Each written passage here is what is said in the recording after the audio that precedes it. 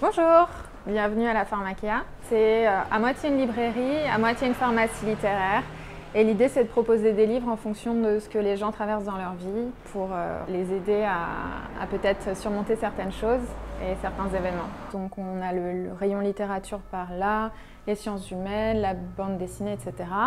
Ou bien il y a un code couleur. Donc il y a des petites étiquettes sur les livres. Par exemple, là, il y a l'étiquette verte sur celui-ci, mais il y a 7 couleurs différentes. Et en fonction de ces couleurs, il y a un repérage par rapport aux problématiques émotionnelles. Donc, par exemple, les livres avec les petites étiquettes bleues, comme celui-ci, ce sera tous les livres en fonction où les problématiques sont autour de l'expression et de la communication.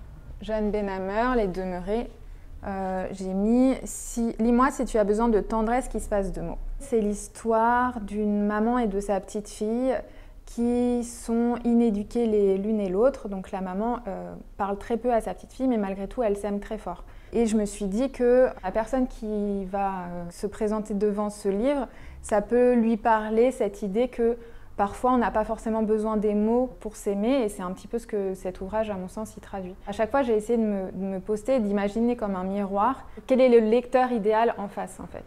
Alors, par exemple, il y a celui-ci avec la petite étiquette rouge. Donc, les étiquettes rouges, elles sont plutôt par rapport à tout ce qui est stabilité, sécurité, disons l'ancrage. J'ai indiqué « Lis-moi si tu as tendance à négliger la réalité pour rêver ». Je suis libraire depuis 2015-2016 et j'ai commencé à pratiquer le yoga 1 ou 2 ans après être devenue libraire. Et ce qui s'est passé, c'est qu'ensuite j'ai décidé de me former en tant que professeur de yoga, et je pense que ça a changé un petit peu ma façon de lire. J'étais plus forcément une consommation de la lecture ou dans un truc hyper intellectuel, où je m'intéressais plus à ce que les livres ils provoquaient en moi, ce qui faisait remonter. Et puis un jour, j'ai entendu parler de la Piccola Farmacia Letteraria à Florence, ça veut dire la petite pharmacie littéraire. Et je me suis dit, mais en fait, moi, si je veux ouvrir une librairie, ça va être un petit peu dans ce style, entre le monde du livre et le monde du bien-être aussi, quoi.